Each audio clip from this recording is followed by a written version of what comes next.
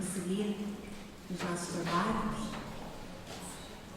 fazendo primeiro uma reflexão, porque na verdade nós sabemos que quando nascemos apenas temos uma certeza inevitável, é de que morreremos.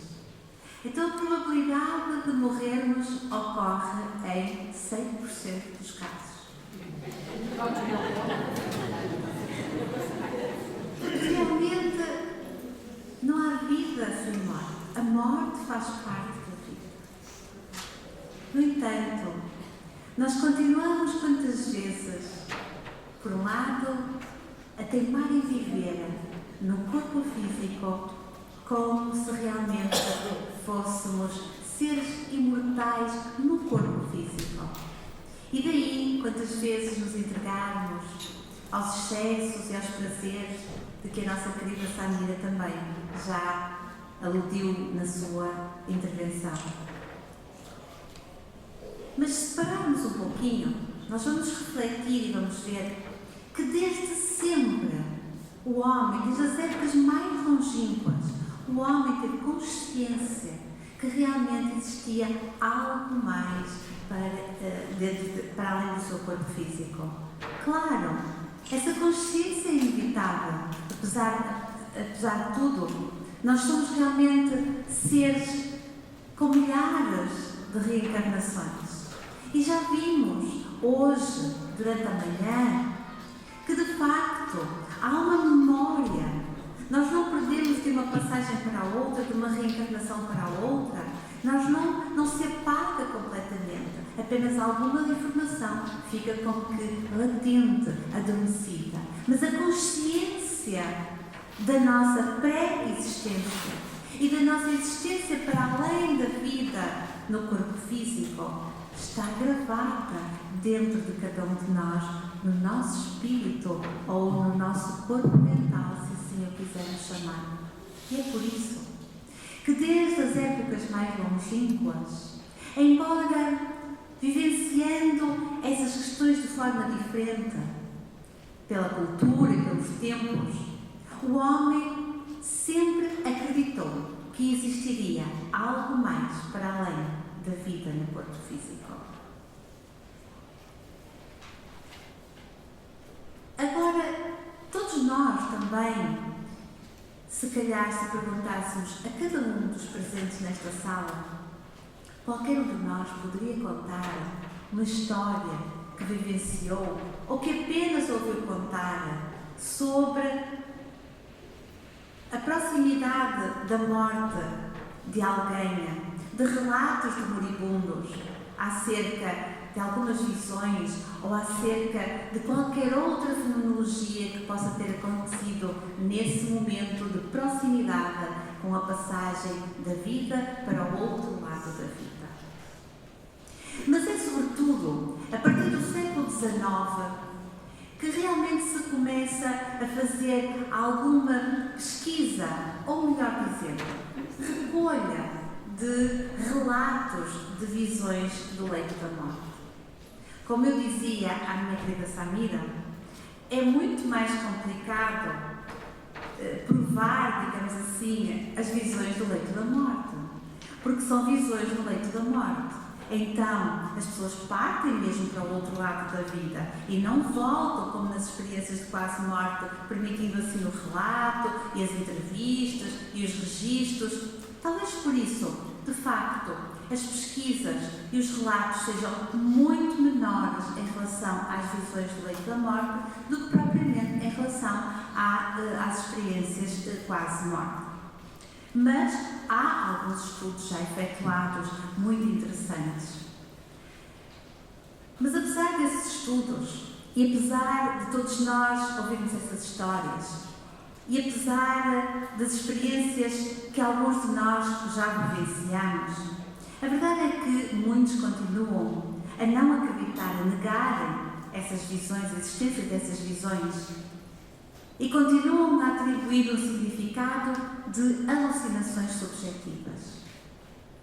Porque realmente, muitas vezes, nós, como nos dizia Michael Post, Muitas vezes nós queremos colocar-nos à frente da árvore, colocar-nos a nossa vida à frente de uma árvore. E como estamos tão próximos dessa árvore, a nossa dimensão, o nosso horizonte torna-se reduzido e não conseguimos ver toda a floresta que se estende para além dessa árvore. Então é um pouco o que acontece quando nós teimamos em ver só aquilo que nós podemos ver com os nossos olhos físicos e não nos deixamos questionar e não nos deixamos ver para além dessa materialidade, desse mundo material que é tão diminuto, quando comparado, e vimos hoje de manhã, com a dimensão do espaço que por nós é desconhecido.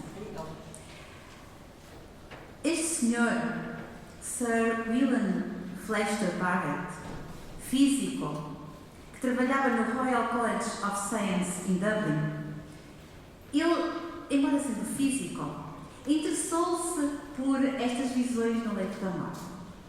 E o seu interesse nasceu quando ouviu o relato da sua esposa, Florence Elizabeth, ou Lady Barrett. Ela era uma obstetra e ela contou ao seu marido um caso que tinha ocorrido no hospital onde trabalhava. Então ela contou que tinha tido uma parturiente que tinha eclâmpsia. E então esteve internada durante algum tempo antes do nascimento da criança. Foi possível levar a cabo o parto, a criança nasceu, ficou bem, mas a sua situação agravou-se e realmente ela aproximava-se o seu momento de partida para o mundo espiritual. E a dada altura, ela mostrou-se muito calma e disse que estava preparada para partir e descreveu que estava a ver o seu pai, que tinha falecido, e que via também a sua irmã, e que eles a vinham buscar e que ela deveria de partir para o mundo espiritual. Ora, acontece, e foi este facto que muito realmente espantou este depois investigador desta questão, acontece que aquela irmã que ela descrevia junto do seu pai e que a vinham buscar, ela tinha falecido quando ela estava internada já com a situação de eclâmpsia. E como nós sabemos, a eclâmpsia agrava muito com o estado emocional, então optaram, quando essa irmã faleceu, durante esse período de internamento, optaram por não lhe dizer que a irmã tinha falecido.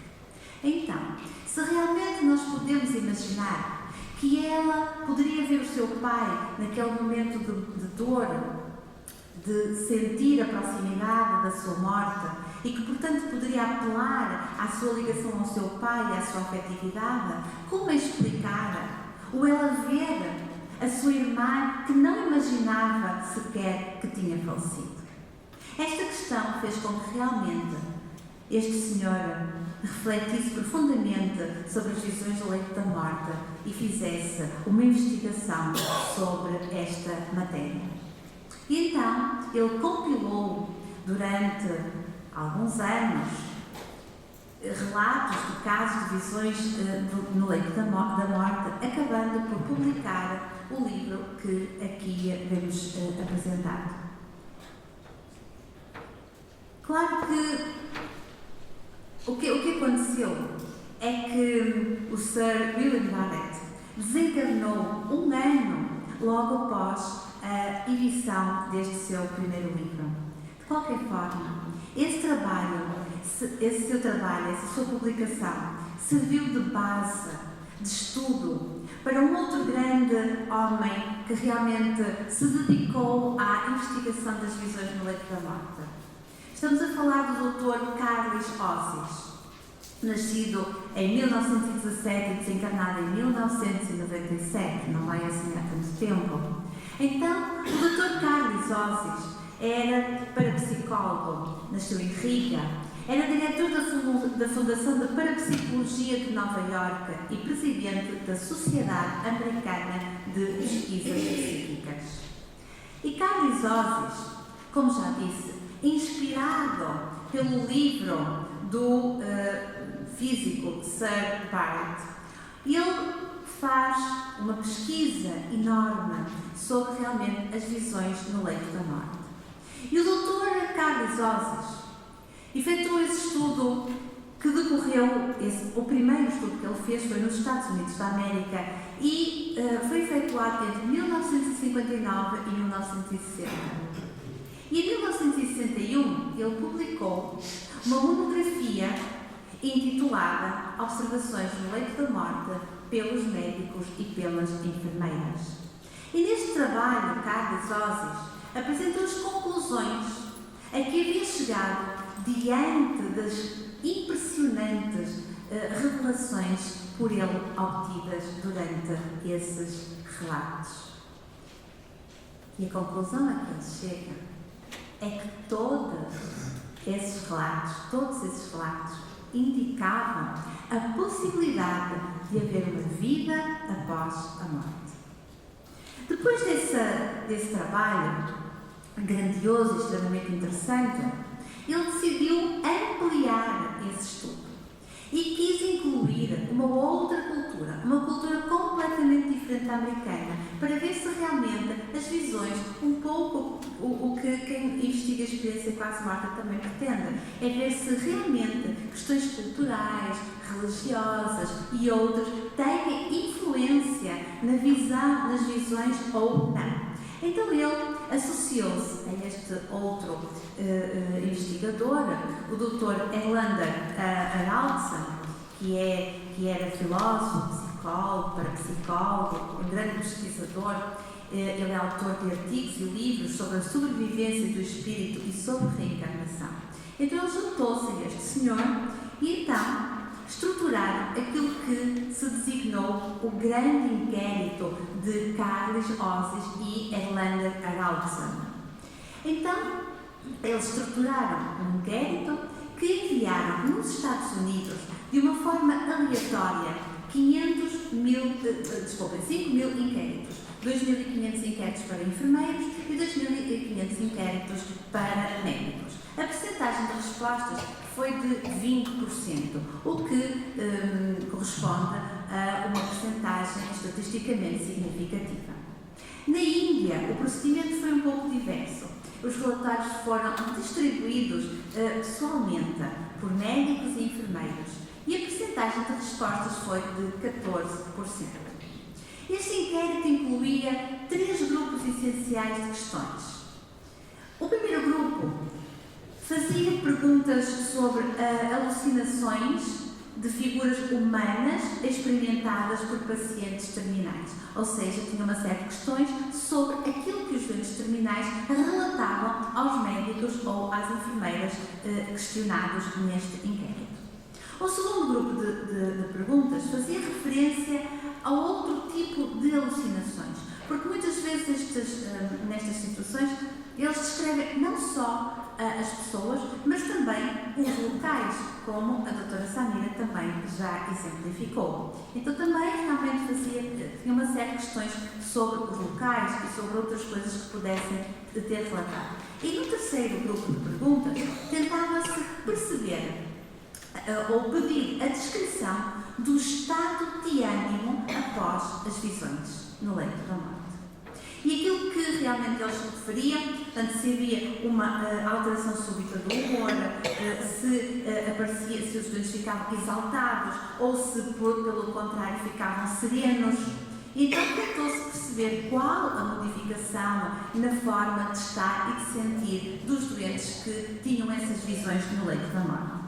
E então, em 1977, decorrente da recolha de todos esses dados e após terem sido trabalhados estatisticamente, eles publicaram este livro e nesta obra os autores apresentam detalhadamente todos os resultados da sua vasta pesquisa. Claro que nós não vamos fazer essa análise detalhada, mas apenas apresentar alguns dos resultados por eles obtidos que nos pareceram bastante significativos. E então dos resultados, o que é que nós podemos ou queremos salientar? 4/5 das aparições, portanto descritas pelos doentes, representavam pessoas falecidas ou figuras religiosas. Portanto, todos eles relatavam pessoas conhecidas, que na sua maior parte das vezes conheciam, teriam sido entes queridos, e nas outras vezes relatavam, descreviam essas aparições como figuras religiosas. Um outro dado importante que eles conseguiram trabalhar e chegar à conclusão é que 3/4 das alucinações foram sentidas como tendo vindo, essas aparições terem surgido a fim de levar os moribundos para uma forma de existência pós-mortem, com o que 72% deles consentiram. Portanto, eles tinham a percepção que aquelas aparições era para os convidar a partir para a pátria espiritual, e a verdade é que 72% deles consentiram nessa partida. E dá-nos ainda, fornece ainda este dado importante, é que 41% dos pacientes responderam com serenidade, paz e entusiasmo a esse ostensivo convite para morrer. De facto, isto faz-nos pensar. Afinal de contas, morrer não parece ser assim tão mau, porque eles não queriam voltar, claro, e a Sabrina também já comprovou isso na sua apresentação. E ainda durante esse grande inquérito, eles concluem, tiram outras conclusões. E dizem-nos que, embora as reações psicológicas perante as visões no leito da morte pudessem diferir entre o Oriente e o Ocidente, o teor foi o mesmo. Ou seja, não se verificou, apesar de serem culturas tão diferentes entre a América e a Índia, a verdade é que não se notaram diferenças nas descrições dessas visões. A maioria dos doentes expressou grande alegria com a visão, muito ao contrário do que a pessoa se sentiria se fosse negativa ou perturbadora a mesma visão. O estado de espírito da pessoa, mesmo em estado grave terminal, parecia mudar positivamente e, de repente, após a visão, eles mudavam quase que de repente e imediatamente a sua postura, a sua forma de encarar aquela fase da vida em que realmente eles se aproximavam do momento da morte. Essas experiências não falavam nele em alucinações ou em estados de alteração prévia da consciência. E isto é muito importante. Pelo contrário, os dois pareciam estar muito conscientes do seu ambiente e das suas condições reais. Ou seja, a avaliação que se fazia que eram doentes que estavam completamente conscientes, tinham o conhecimento de onde se encontravam, com quem estavam a falar, de toda a situação que os envolvia, e que apenas descreviam terem tido essa visão no leito da morte, no leito da doença. E ainda nos dizem que pareceu irrelevante, este também é um dado muito importante, pareceu ser irrelevante o facto da pessoa acreditar ou não em vida após a morte. As experiências e as reações foram as mesmas, quer aqueles que realmente tinham religiosidade, vivenciavam a sua religiosidade ou a sua espiritualidade, ou mesmo aqueles que se consideravam ateus. A verdade é que eles vivenciaram da mesma forma este tipo de experiências e relataram os mesmos factos. Mas falando das visões no leito da morte, não poderíamos também deixar de trazer a avaliação ou a descrição, melhor dizendo, dessas visões feitas por este senhor Ernesto Bolzano, do qual nós hoje já falamos. Então, ele nasceu na Itália em 1862 e desencarnou em 1943. Ernesto Bolzano começou a estudar as questões relacionadas com a alma após o estudo do livro de Aksakov, um cientista russo, também já aqui referido pelo nosso Vitório. E então ele leu este livro dele, Animismo e Espiritismo. E após a leitura deste livro, que ele considerou de tal forma interessante, ele de facto iniciou aprofundadamente os seus estudos no campo da ciência da alma. E ele estudou tudo que na época existia sobre a espiritualidade, sobre o conhecimento que existia sobre a alma. E durante vários anos ele dedicou-se a estudar. E só após adquirir uma sólida cultura é que considerou chegado o momento de pôr frente a frente os seus conhecimentos teóricos com as suas pesquisas experimentais. A lógica irresistível dos factos fez dele um dos defensores mais autorizados e prestigiados da tese espírita. Depressa ele foi considerado um mestre. E a parte essencial da sua obra consiste na publicação ininterrupta de mais de 100 monografias poderosas e profundas, a maior parte das quais nós poderemos, com relativa facilidade, ter acesso e ler, pois de facto são verdadeiros tratados sobre as questões da alma. E então, Ernesto Lozano recolheu esses relatos entre 1906 e 1922. E depois, a colheita desses relatos, de Visões no Leito da Morte, resultou na publicação de uma monografia sobre estas aparições de pessoas falecidas a doentes terminais. Esta obra foi traduzida para português sob o título de Fenómenos Psíquicos no Momento da Morte. Na verdade, este trabalho de Lozano é um trabalho extremamente rico, mas ele não teve a atenção esperada por parte dos parapsicólogos. Pensa-se que talvez pelo facto da língua original ser o italiano, quando já se implementava que a ciência deveria de ser na língua anglo-saxónica, e também pelo facto de serem apenas, relatos destas visões, sem apresentar dados estatisticamente trabalhados. E nós sabemos que realmente dentro da ciência materialista exige-se muitas vezes, de facto, os dados estatisticamente trabalhados. Então esses terão sido os principais fatores para que este trabalho grandioso e extremamente interessante não tivesse a receptividade esperada da comunidade científica ou daqueles que se dedicam ao estudo da parapsicologia. No entanto, o trabalho de Ernesto Lozano constituiu, sem dúvida alguma, um importante alicerce para a tese da sobrevivência, tendo sido depois reforçado pelas investigações, como já podemos ver, do Dr. Carlis Osis e Erlander Arautzen. Bom, até agora nós podemos ver alguns dos estudos da documentação colhida sobre as visões do leito da morte.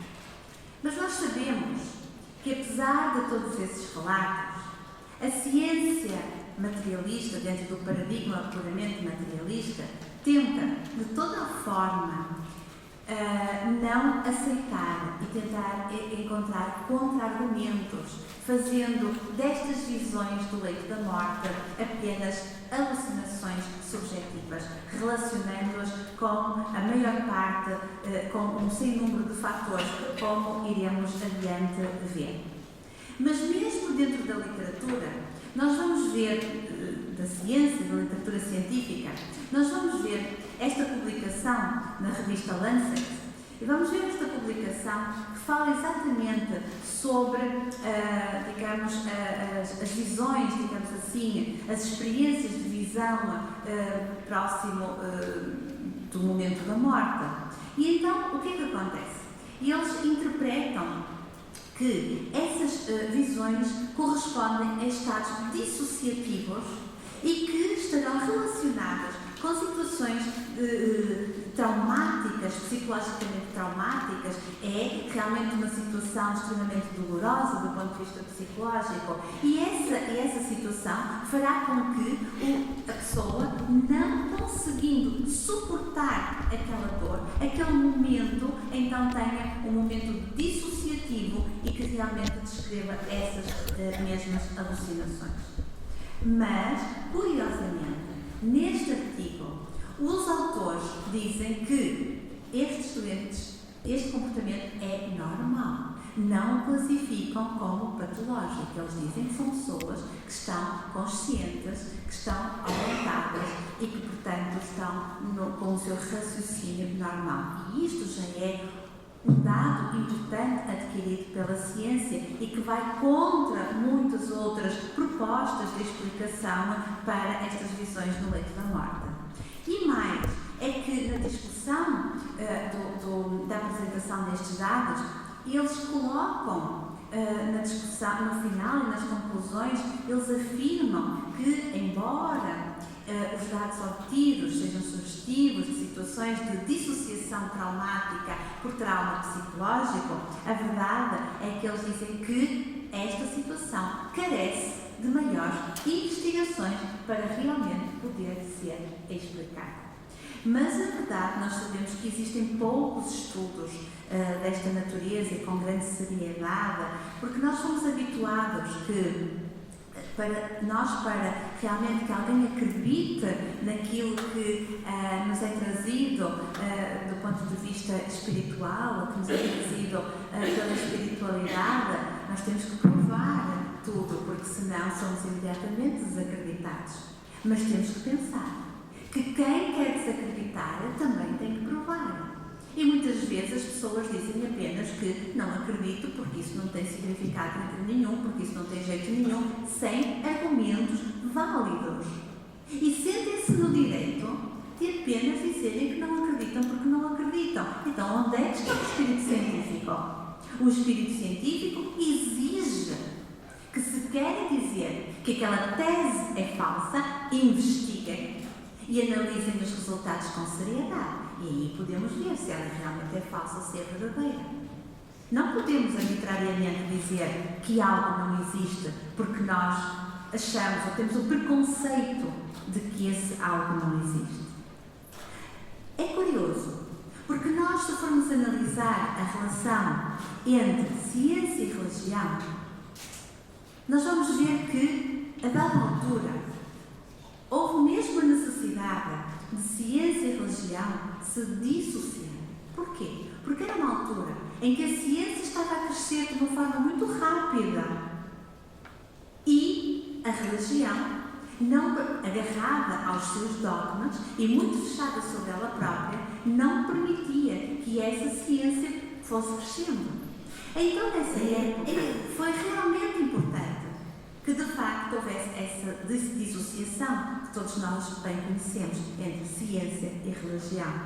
Mas vejamos que curioso, o tempo percorreu e hoje nós estamos aqui falando do papel da espiritualidade, falando de que realmente existem provas, existem evidências sobre algo mais para além do corpo físico.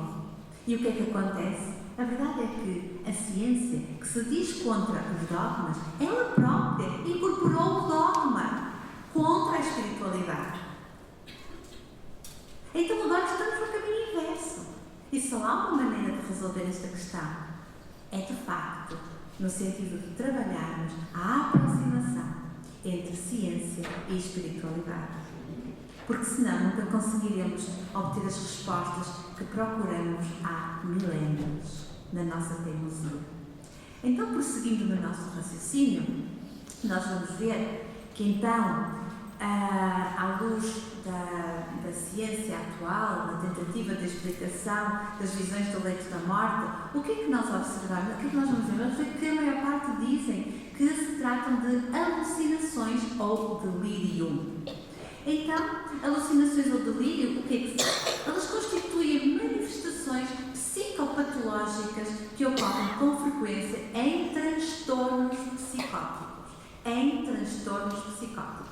Ou seja, as ideias delirantes, isoladas, fragmentárias, surgem em grande número de situações, por exemplo, nas patologias demenciais, em estados confusionais de origem orgânica e em situações de usos de substâncias psicotrópicas. Ou seja, o delírio ocorre tipicamente no contexto de doença mental ou neurológica. E nós já vimos que mesmo os cientistas, naquele artigo do Lancet, dizem que os doentes que descrevem aquelas visões do leito da morte, que eles chamam de dissociação, têm um estado de consciência normal. Ora, um doente que tem uma alucinação ou um delírio não tem um conteúdo de consciência normal.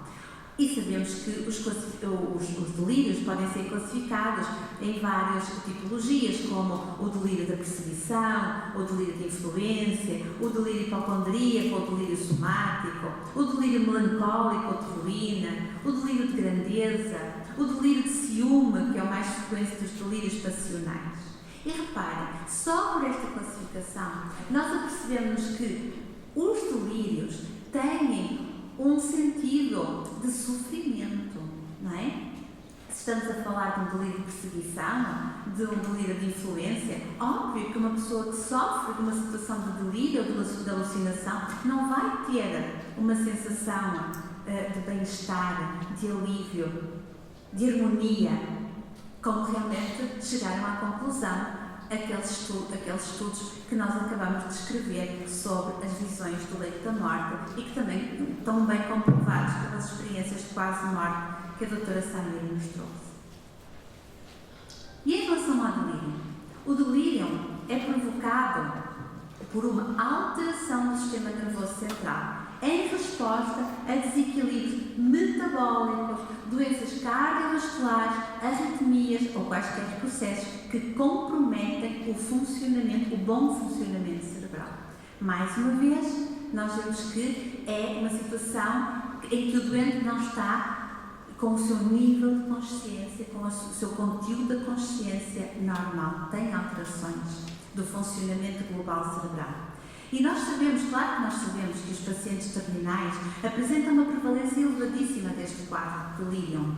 Em algumas séries são referidas percentagens na ordem dos 85%. E em 30% dos casos de delírio, as causas não são encontradas, sendo consideradas causas de causa multifatorial e que nós designamos mesmo de delírio ou de agitação pré-morte.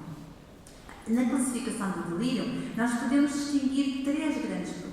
Podemos distinguir o delírio hiperativo, que é caracterizado por um estado de agitação, de excitabilidade, de distúrbios de comportamento, é um doente amedrontado, agressivo, com paranoias, com alucinações normalmente negativas.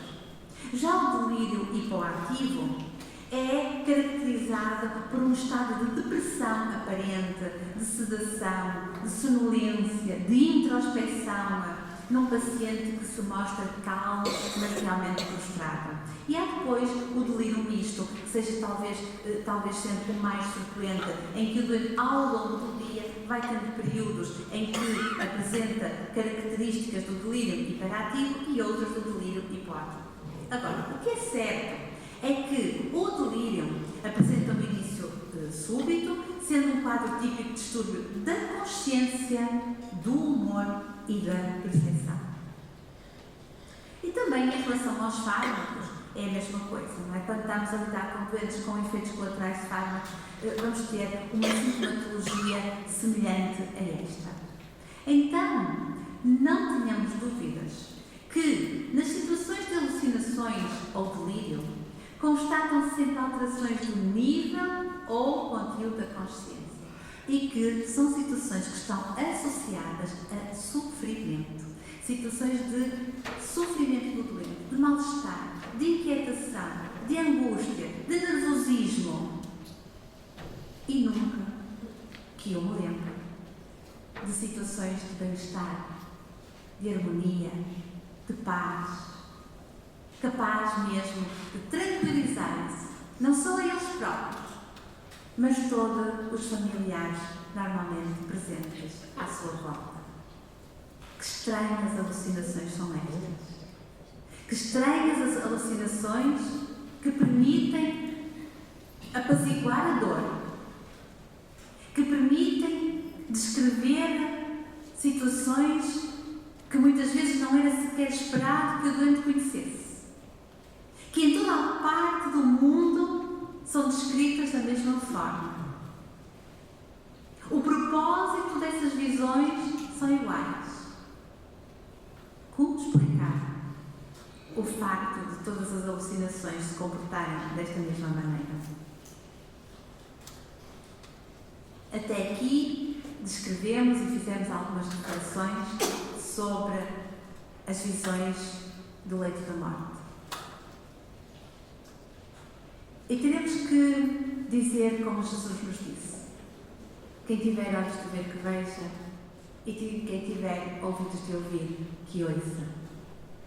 Porque na verdade nós sabemos que muitos continuam a persistir na tentativa ilusória de tentar associar as visões do leito da morte a alucinações subjetivas.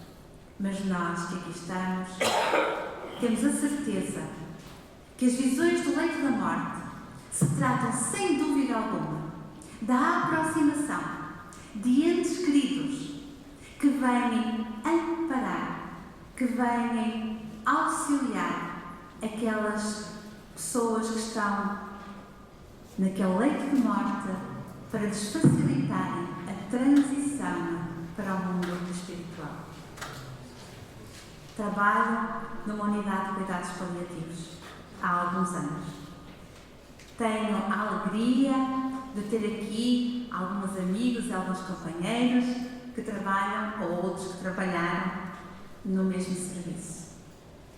E cada uma de nós que lá trabalha, sem muito tempo para pensar, se nos perguntassem para darmos alguns exemplos, com certeza que exemplos não iriam faltar. Vou-vos trazer alguns, poucos, o tempo não permite mais, mas realmente para mostrar que esta vivência é uma vivência do nosso dia-a-dia, que não mais nos deixa duvidar. Temos os doentes que todos falam que são as medalhas da morte. O povo o diz desde sempre, mas nós temos a evidência no nosso dia-a-dia e não temos outra forma de o explicar.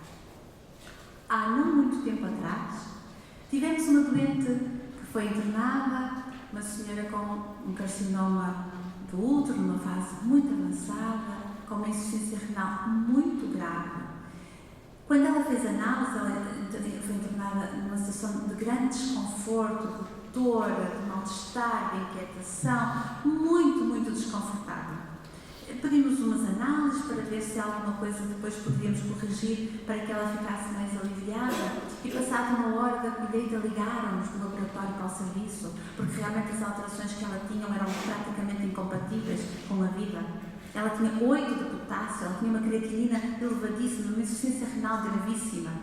Pronto, registrei essa informação, tomei as medidas necessárias no sentido de promover o conforto, acreditando que dentro de breve ela partiria. Falei com a família, avisei-lhes que se aproximava a hora e pronto, deixei tudo orientadinho com as senhoras enfermeiras que estão ali e fui-me embora. No dia seguinte chego ao serviço e eis a minha surpresa. A doente estava consciente, orientada, colaborante, a conversar connosco como se nada fosse. Como é que era possível? Medicamente não era possível, aquilo não era compatível com realmente aquelas alterações que ela apresentava. Nós não sabíamos de nada. Então, a família veio, ficou também muito surpreendida, olhou para mim assim de lado, como quem diz, então tu ontem disseste que ela ia morrer e ela agora está aqui tão bem. Pronto, e eu mantive-me na expectativa. E não tínhamos percebido muito bem a situação.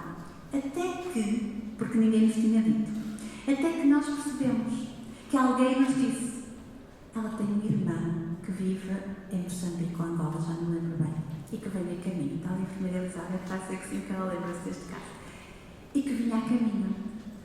E ela não sabia, porque eles queriam fazer uma surpresa. Então não lhe disseram nada, que o irmão vinha a caminho.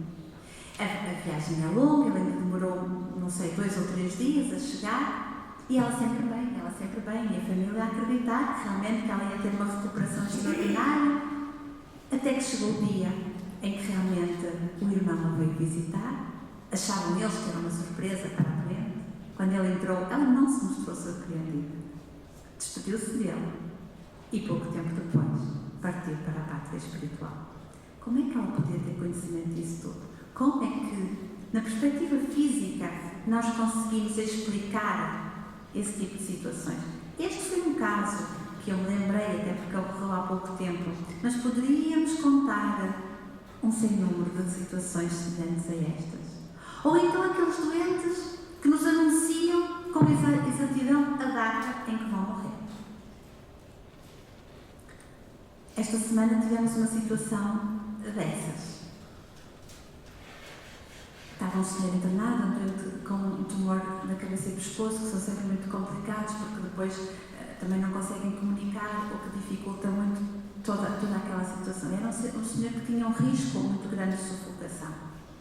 E então, eu cheguei ao serviço no dia 25 de junho, e a esposa disse-me: sabe, ele ontem escreveu, não vou morrer hoje, vou morrer amanhã.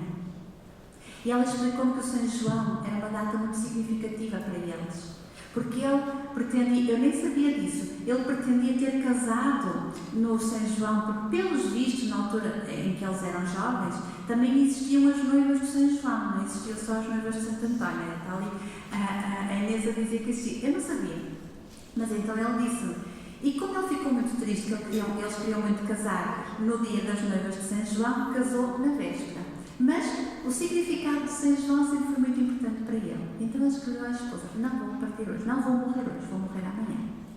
Bom, realmente o senhor estava mal. Ajustamos a medicação, tivemos que o sedar pela sensação de sufocação e pronto, ficámos todos convencidos. A família ficou lá a dormir com ele, na perspectiva que seria essa última noite. De manhã, eu chego ao serviço, entro no quarto e fiquei espantada. Estava o senhor sentado na cama, óculos na ponta do nariz, a ler o jornal. E eu disse: meu Deus do céu, o que aconteceu aqui?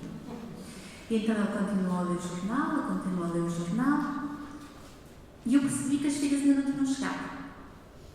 E a esposa, ele estava sempre acompanhada pelas filhas e a esposa. Então ele manteve-se, algo silencioso e pouco comunicativo, até que chegaram as filhas. Era o dia em que ele disse que ia morrer, não é? Eu queria ver o que ia acontecer.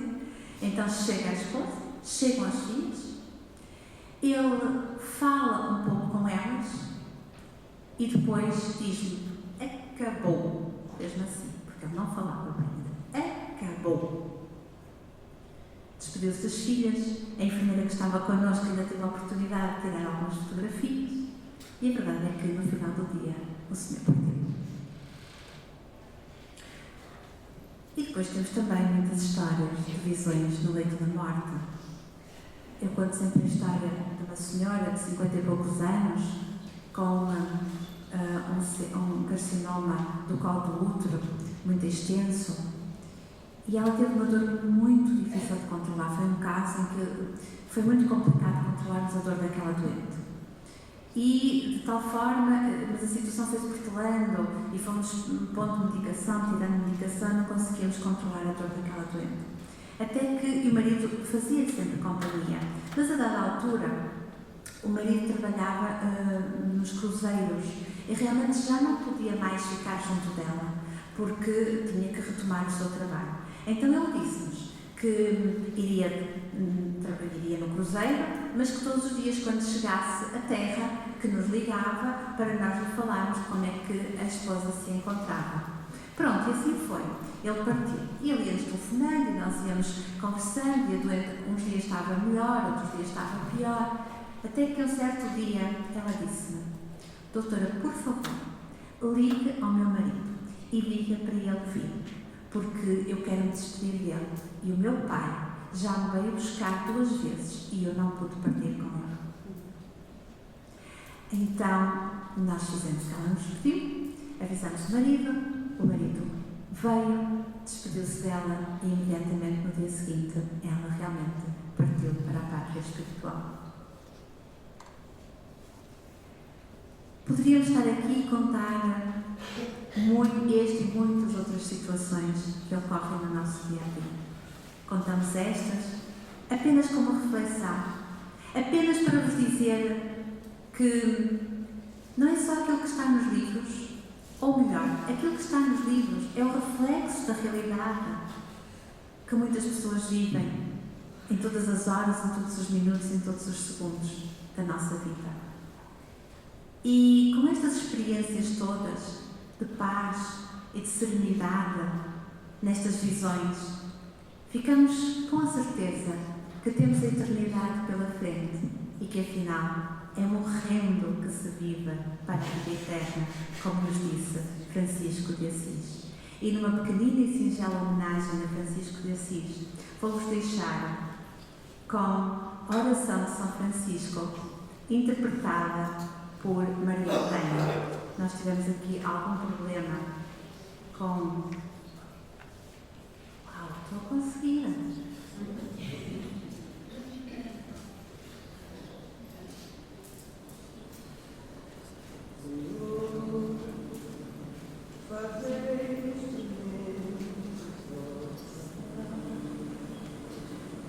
Onde houver ódio, eu leve o amor.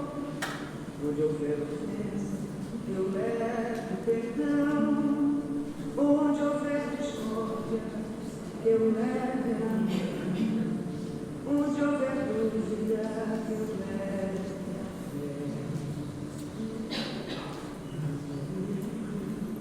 Eu leve a verdade.